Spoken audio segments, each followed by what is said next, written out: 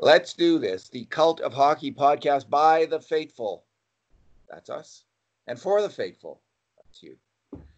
I'm David Staples, the Edmonton Journal, here today with Bruce McCurdy. Hey, Bruce. Hey, David. How are you doing today? Bruce, I'm doing well because we have a kind of a variation of our standard Oilers game broadcast. Two good things, two numbers, and two bad things. I screwed that up. Two good things, two bad things, and two numbers. It is. We're all a little rusty. So yeah, that was the Oilers had a scrimmage today, and Team Orange 5, Team White 2 was the final score. It was I'll just say, Bruce, it was an interesting viewing experience. I noticed there's about 2,700 fans watching it, maybe a bit more than that, like in the live stream count that I saw. Oh, yeah. It was the Colby Cave Memorial Fund game, and Emily Cave was on hand in honor of her deceased husband, former Oiler Colby Cave, who died at 25.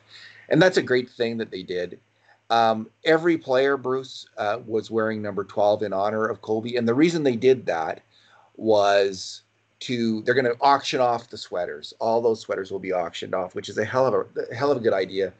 It did make it a little hard, like, if I'm completely honest, it made it a little hard for, at least on the internet, and Jack Michaels, the Oilers announcer, mentioned this as well, kind of made a gentle mention of it was a little difficult to track the play with everybody wearing number 12, and I would certainly concur with that. I was struggling to figure out who was who, although I kind of by the end of the game, when everyone was going at half speed on the ice, I was able to track it more easily.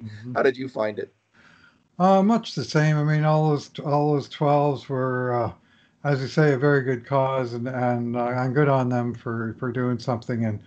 And the sweaters will, I'm sure will be auctioned off for probably pretty good value, because they each had the name bar of the individual player on it. So if you're close enough to read the name bars, then maybe you'd have a chance. But from a distance, when the puck's swirling around the ice like that, and I mean, they were, it was just hard to track who was who. There's some guys you cannot mistake, or there'd be certain moments in play where that can only be McDavid, that with the puck. But there were lots of other times, and I haven't seen these guys skate for what, 4.5 months now.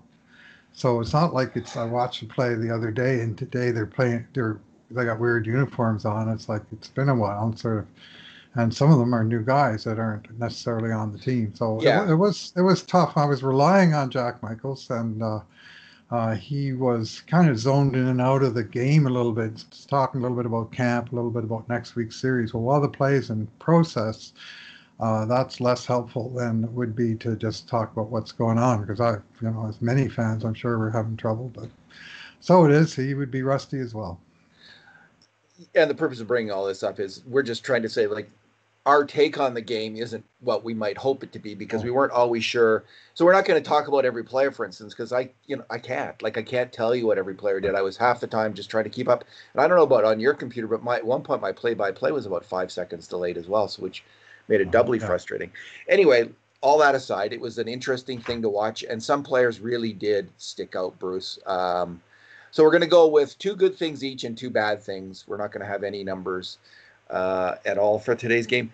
I'll start with my first good thing, Bruce, and it's Ethan Barron, the other young defenseman on that team. I thought Ethan Barron was the most noticeable player on the ice. He's a very distinctive player on the ice. Yes. With his long, dark hair. He's not particularly huge in stature. He's kind of like wide in stature, but he just was fantastic all practice long, all scrimmage long, just like a 10-year veteran, quickly reading every place, just reading it, reacting, getting right in the spot, shutting it down. And young defenseman prospect Phillip Broberg had the very good fortune to be paired with Ethan Barron, which makes things a lot easier. And Broberg was really good. He scored a nice goal. He had some nice rushes with the puck. Evan Bouchard, I thought, looked good as well. There was one play. He was in the second period. The puck got shot into his own zone. He goes back and he tracks it, and without looking, he made this backhand pass up the middle of the ice for a neutral zone breakout, which was it was an amazing play, I thought, actually. For him to hit that guy right on the stick with a backhand pass was an amazing play by Evan Bouchard. Now, a second later, he was getting roughed up in front of the net by Alex Chason and not giving it back. So that's going to be Bouchard's challenge. But Right. he is an immense talent. Caleb Jones looked really fine out there on the ice as well. He was, he was had COVID. Which I don't know how sick he got. I don't think he got very sick, according to his own report. But he was missed some training camp and ice time because of it. But he looked really good out there. So Bruce, they have these 4 young defensemen, like to die for, like that kind of defensive depth as an NHL GM. That is to die for as an NHL GM, and it's something that we haven't had in Edmonton since the 1980s. Frankly, maybe the Mironov group, Hammerlick, Mironov, Niinema, Brewer, Pody in there. Yeah, those are all pretty good young defensemen as well. So that might be a better comparison than the 80s group. Although that's just, I'll leave it at that. Like, let's not get into. Well, we haven't got any Hall of Famers in here just yet. Well, that's it. It's a little. I don't want to jump the gun on but that. Comparing them as a young group to the turn of the century group of the Hammerlick. Well, Hammerlick got traded for Brewer.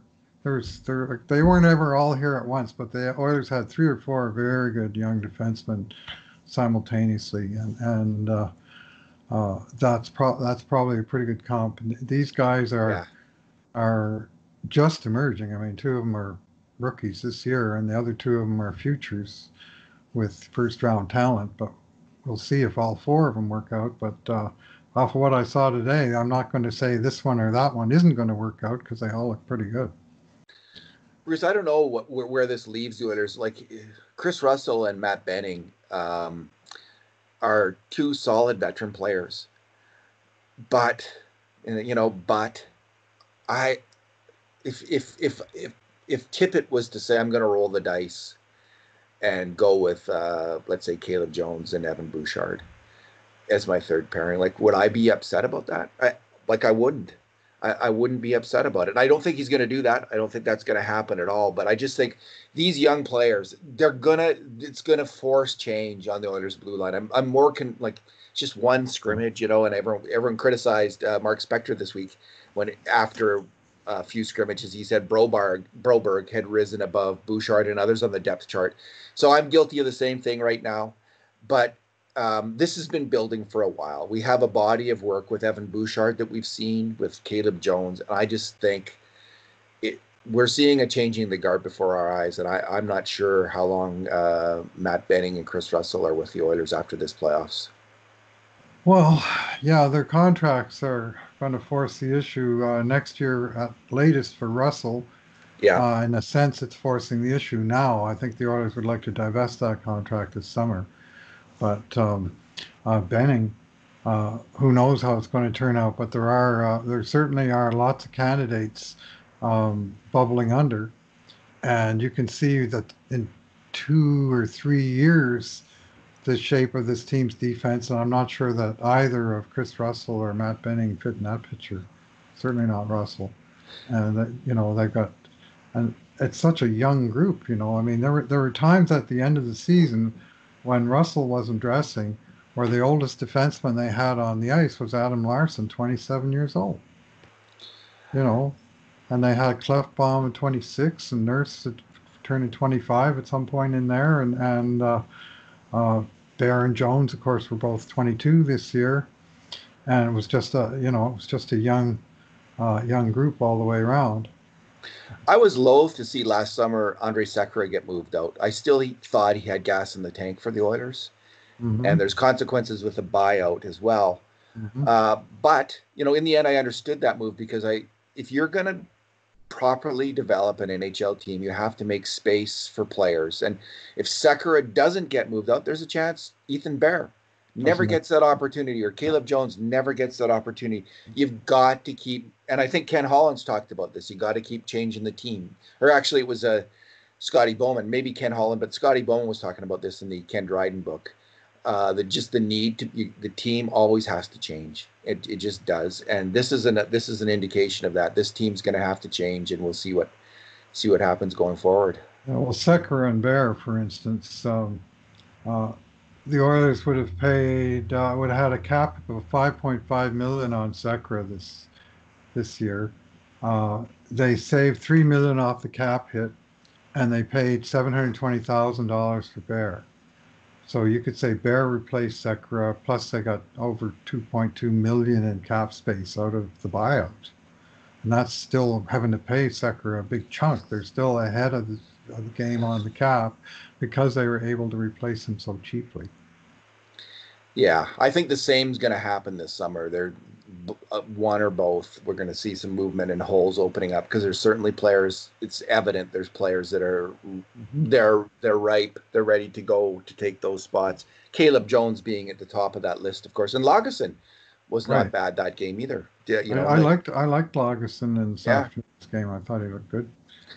And Evan Bouchard, there was one play that Jack Michaels pointed out, and he was correct that he was maybe just he's so calm in the game, and he was maybe a bit too calm, not quite urgent enough. That he said he has to step up his urgency because he nearly got trapped on a hard forecheck in the neutral zone, and if he had got trapped, breakaway probably, or jailbreak, and he did get away with it. But Michaels correctly criticized the play and said he's going to have to step it up. And I think we saw some of that in the AHL last year, in the first half of the year, that Bouchard, was sort of the new pace.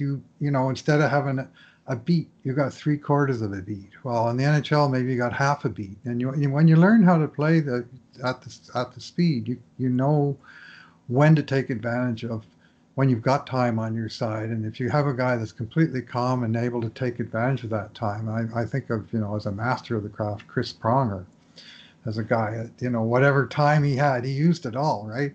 And I see Bouchard as being that kind of player, but he's got to learn that the free beat that he gets at the beginning of the possession is a quicker beat than it was at other levels of hockey that he's played. So that urgency part is something he's still got to step up, and he's got to be urgent and yet keep his calm and his composure at the same time. He's just got to find that slightly quicker, keep doing what he's doing. It was it Doug Harvey is the first player who was described as playing in the rocking chair. That's where that term comes from, does it not? I believe, it certainly fits. Playing in the rock. I know our friend Lotai talks about playing in the rocking chair, and he does refer to it, Chris Pronger, but others. But Doug Harvey, that's the perfect description of the Doug Harvey. That, especially the one I remember, was very near the end of his career when I started watching. So he was particularly old and slow and savvy at that particular point in time. Scotty Bowman described Doug Harvey this way, Bruce. That he didn't say these words, but that rocking chair never left the porch, because in the defensive zone, apparently, Doug Harvey would camp out in front of the net, and his partner, I think it was Dollard Saint Laurent, would go when the puck was in the corner, either corner. It was Saint Laurent's job to go to either corner and battle for the puck, and Harvey would just stay there in front of the net. And if you came there, bam, that's when he was on you. But that. I don't think that would fly in today's NHL. The game doesn't really, it's a little faster than that. I don't think you could get away with that that kind of arrangement right now. Well, the other thing Harvey was noted for, one of the other things he was noted for, was he cut the palms out of his gloves. So he just kind of lay his glove on a guy, and it would just look like he was pushing him, but actually his hand would come out, and he'd actually grab the guy by the sweater and hang on tight, but he'd go nowhere. And it was just, you couldn't see it, right, because it was on the underside of his hockey gloves. But I don't remember. Tactic. Did you remember watching him play, Bruce? I have no memory. I never saw him play. Sure. Well, he played for Scotty Bowman in St. Louis. Yeah. In 67, 68, and he was like 43 years old at that time. And he played monsters. Apparently he played over 40 minutes in their Game 7 double overtime win over the North Stars that got them to the Stanley Cup final, when Ron Schock scored the winning goal for St. Louis. Remember, they didn't televise a single Western Conference playoff game at that time, but it was big. I mean, it got them into the Stanley Cup finals, and they had a bunch of old Habs in St. Louis, of whom Red Berenson was the youngest, but they had a bunch of I think was Dickie Moore there. They had a few of the he wasn't a Hab, but no, they had anyway. They had, and then of course they got Jacques Plante the year after that. But Doug Harvey was the oldest of the old Habs, and I'm pretty sure he was 43 in the '68 playoffs when they went to the finals. So, what is your good thing, Bruce? First oh, good thing. yeah, I'm going to go with this Conor McDavid guy. You know, it's amazing, really. Like there was a couple of times where he just imposed himself on the game and he just took it over. And especially so on one shift that led to, I believe it was the goal that snapped the 1-1 tie and put his team ahead to stay. Not that that context really matters, but the game was really a tough defensive battle for quite a while up until then. And he just decided one shift he got a hold of the puck and he was going to keep a hold of it until it was in the net.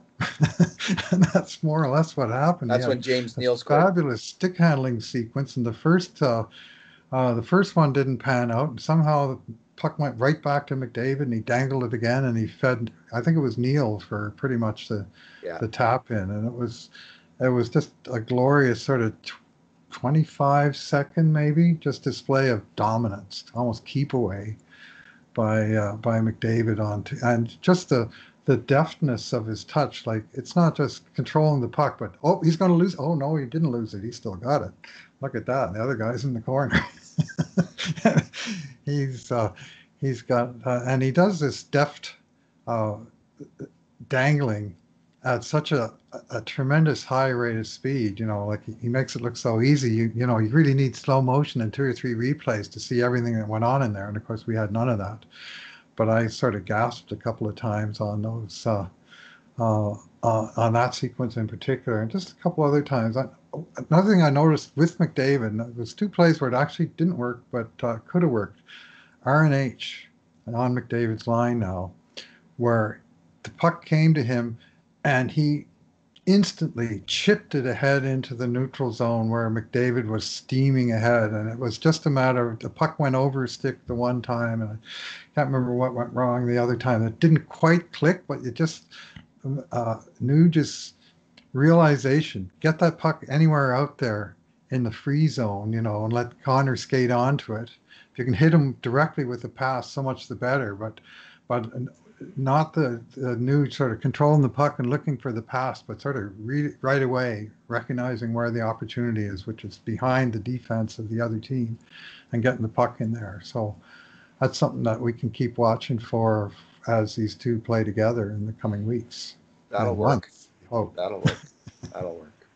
Yeah, Bruce. That third goal seemed to change the tone of the game. Neal's. It became very loosey-goosey by the end of that game. Like it was like they almost, it's like I know playing adult pickup hockey now, everyone gets tired, and it had that feel to it. Like everyone's getting tired here and just kind of farting around at the end of that game.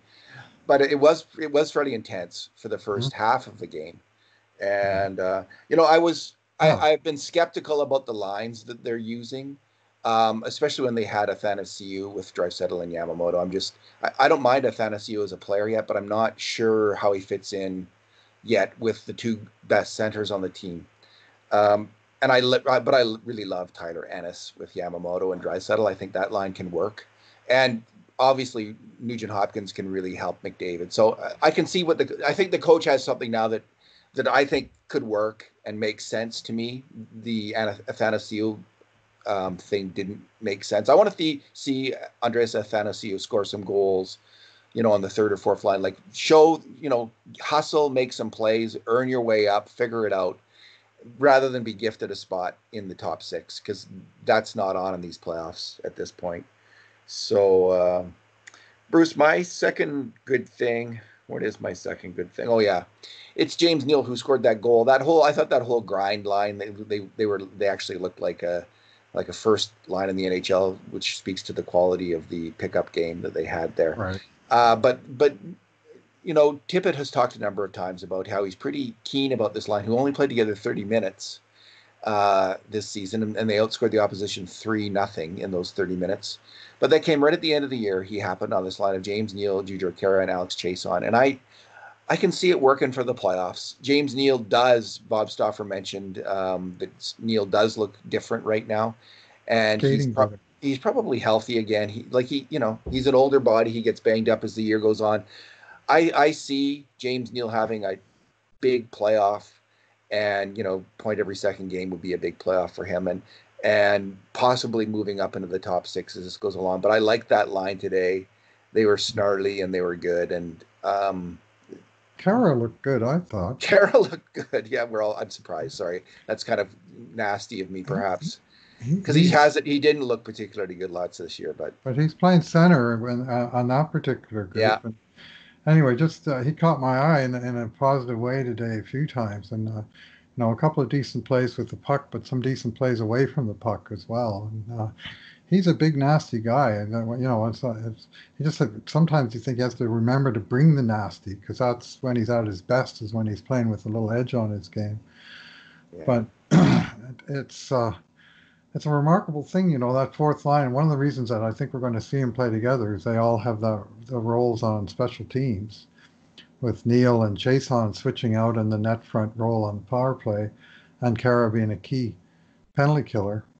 And in the NHL, if you look at the league wide in the NHL, I wrote about this a while back, that if you look at special teamers with 90 minutes or more on their special teams, which is something over 200 NHLers on both the PK or the power play, that the number one guy in the entire NHL for on the ice goals for 60 minutes on the power play, Alex Chiasson, Edmonton Oilers fourth liner. And the number one guy in the entire NHL for fewest goals against while shorthanded per 60 minutes, Jujhar Khaira, Edmonton Oilers fourth liner. Now that's a nice fourth line, because that's measuring. I mean, it's not just their own contributions, as you've said many times, but what happens when they're on the ice has been good things. The team scored on the power play. They've succeeded on the penalty kill with these fourth liners on there, and I think that's going to ensure that they're in the lineup. Even as some say that, maybe this guy Nygaard is a popular choice, or, someone else needs to get in there. But I don't think Dave Tippett's going to take those guys out of there, because he knows how important his special teams are. No, I think Nygaard's competing with Athanasiou at this point, honestly. Yeah. And Nygaard looked good. So did Athanasiou. They both looked fine in this, to the extent that I could recognize them on the ice. They looked fine. With Kara, the problem remains consistency. He has really good games, really great moments. We all watched him in Bakersfield develop, and man, I thought he was going to be a successful NHL player.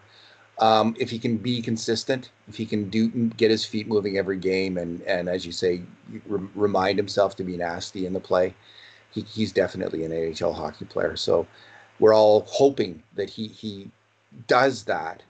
I think he lost some confidence this year, and he struggled at times at even strength. But he was, as you say, a very strong penalty killer. Bruce, what is your second good thing? Okay, I'm really going to take the high road.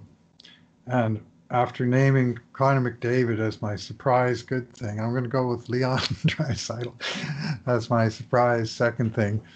And just the visual reminder that we have two absolute top drawer hockey players in this town, and just to see the quality. Draisaitl is so patient with the puck, and he knows that he can hold on to it as long as he wants to hold on to it. And if someone's trying to check him, well, he's got to go through Leon to get to the puck, and that's a hard road to get through. I mean, Zach Kassian took a run at him at one point, and Kassian wound up on his ass on the ice, and Leon kept going. But he has a style that he bosses the game, and it's just so nice to watch it again after all this time, where when he's on the ice, especially now that he's on his own line, he is the man on the ice. He knows it, and everyone else knows it. And there's something to the body language, but obviously you need the game to support it. He does remind me, of the ancient the big German sniper of all time, Erich Kuhnhackl, in terms of just, you remember him? He was big scoring, huge, he was a very big man. But he had the same kind of puck protection, and sort of, when I'm on the ice, play goes through me, I'm the man kind of look to him.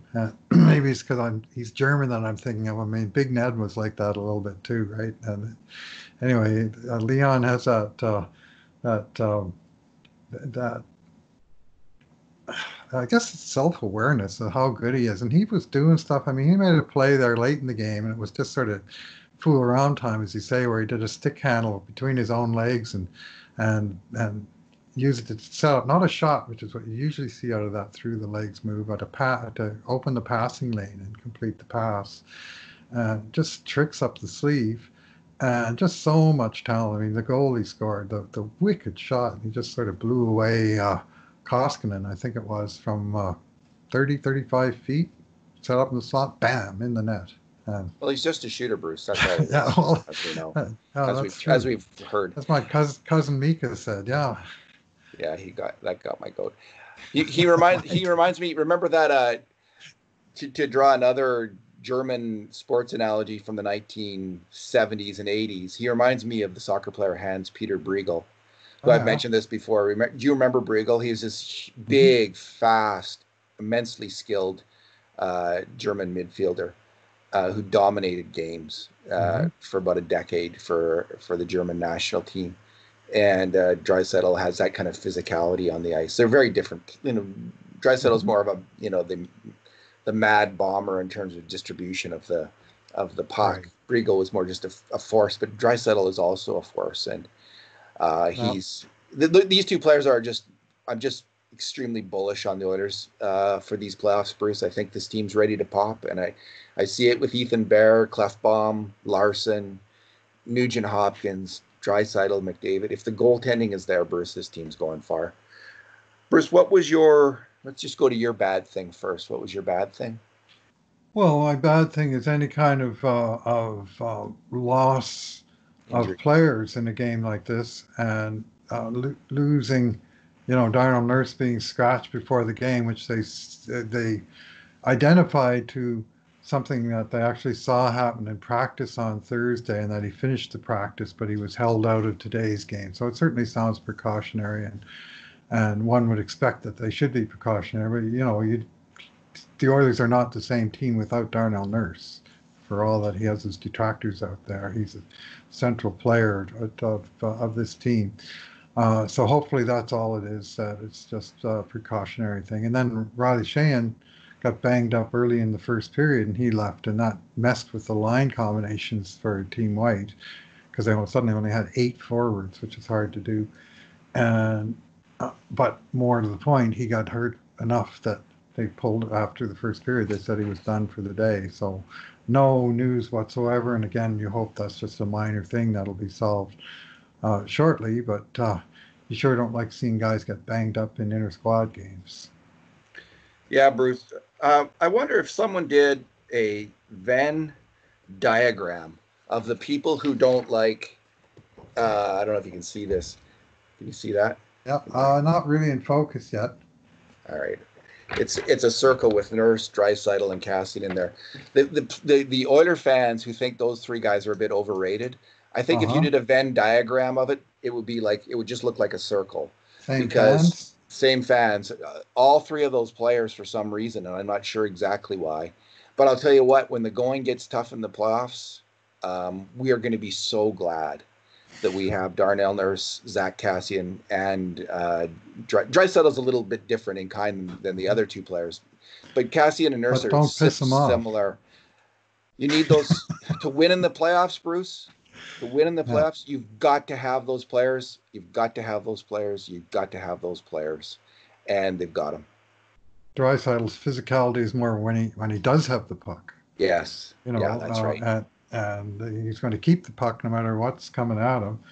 But all 3 for sure are and people who don't, if you don't like heavy hockey, if you don't like banging and crashing, then chances are, your Venn diagram is going to include a lot of players of that ilk, and they're all the type that if you look for mistakes, yeah, sure, they make them. And if you mark your scoreboard on only the debit side, then they're going to have a few marks over there. but there's so many positives, and there's I mean, to me, I've been watching hockey since the early 1960s, and it's always had the physical element to it, and the intimidation element to it, and any team that's uh, going to stake a claim to making a run at the Stanley Cup is going to have it. You Pretty can't find much. too many teams that didn't have some significant element of hard players somewhere in their lineup that were successful. The hard men of hockey. All right. My bad thing is Corey Crawford returning to Chicago. I was secretly hoping that he wouldn't, because there's some debate in Chicago, like, do they really need Corey Crawford? Is he any good? Like, there's a whole faction of fans there who question that. He had like a 918, I think, save percentage this year. As crack stats analyst Mike Kelly noted, like, this was the worst defensive team in the NHL for giving up grade A chances this year. The Chicago Blackhawks, there's just constant passes into the slot, through the slot for one-timer shots. And the Oilers are, this could bode well for the Oilers, but Corey Crawford was great apparently in net, and Robin Lehner was as well. Now Lehner's gone, but Crawford's back. And I was hoping that he would not be, but he is. So, I'm not hoping that he was injured or anything or sick, Right. but I was just hoping that, I was hoping that he was, so that the Oilers wouldn't have to face him. I was hoping that he was just not going to play. I was hoping that he was tired of, just wanted to sit at home because he was making a lot of money and had made his money and wanted to sit at home, put it that way. But well, now you just motivated him, David. I don't think so. He's obviously a very good hockey player. Yeah. And apparently he was 928 after New Year's, 928. Yeah. And he was the only, like, a crucial reason Chicago was hanging around in games and kind of a little bit, at least, hanging in the standings. And without him, it sounded like they would have struggled even more than they did. I'm going to do a post coming up, kind of like the Jonathan Willis often talked about this post. I can't remember the term he used for it, but what you do is you write the post as if the Chicago Blackhawks have won the series. Oh, right. And you say, here's why. So I'm going to do that post as my next post, because I think it's worth doing that post, just to remind myself and all other Oilers fans, there's another team here, and it's a really, really good hockey team with some very dangerous players. So that's what I'm going to be looking at next. I wrote about the Hawks about maybe a week ago, about their record, and after the Oilers were 5-0 to start the season, they got beat Chicago in Game 6, and Chicago entered that game without a win, and Edmonton without a loss, and Chicago won it. And from that point, which is like middle of October to the end, the teams are like 2 points apart. So it was, like Edmonton's early winning streak was what kind of elevated them in the standings and kind of held them ahead of a few teams all year. But really, from mid-October on, they were a break-even team. And the goal differential, Chicago was -3 and Edmonton was even. Again, for a chunk of games that incorporates almost the entire season. It's not like you're just picking out a little bit of games, or sort of like the whole schmear minus the first few games, like 95% of the season of the two teams. So there's not that big of a gap between them. I mean, you could throw a blanket over the whole, anywhere around the playoff cut line, from the last 4 or 5 teams that make the playoffs to the 5 that miss. It's only a few points every year. They're all around 550, plus or minus, under the wonderful Bettman point rules that we have. And or if you really win 50% of your points, you're losing ground. Anyway, they're a decent team, and Corey Crawford's a huge part of that. Like, that really would have made a massive difference had he not been available. But as it is, he's getting a late start. He'll have basically a week of camp, and he'll be thrust into playing games. So he'll be tested. Yeah, but I suspect he was on the ice all the time. That he's been through this before. I suspect he's a real pro, and he'll be good to go and ready to go. So I expect so too. Yeah, he's been through the wars, and he's preparing for another one at this point. Now that he's showed up to practice, I'm expecting full speed ahead Corey Crawford in the playoff series. All right, Bruce, next up, Tuesday night against the Calgary Flames. And I think I'm doing game grades that night, and we'll be doing a podcast after that game. So, first. That's even closer to real hockey than today was. And they'll all be wearing different numbers, and they'll even have Yes. two different teams, and we'll really be focusing on one of the two teams as opposed to trying to. I find it hard when you're trying to watch everybody on the ice on both teams, and I mean, I do watch what the other team is doing, but I don't really pay a lot of attention to which guy's doing what. I'm focused always on my team first, that being the Oilers. So Yeah. today there were Oilers versus Oilers, so it got a little complicated. But, yeah, it was. All right. Thanks for talking today, Bruce. Yeah, R.I.P. Colby Cave, and thanks for listening, everyone. Yeah, good for the Oilers for holding a memorial game for him, and I'm sure it'll be an annual event at this point. Wouldn't be surprised at all. All right. Thanks again, Bruce. And in the meantime, and in between times, this has been another edition of the Cult of Hockey podcast.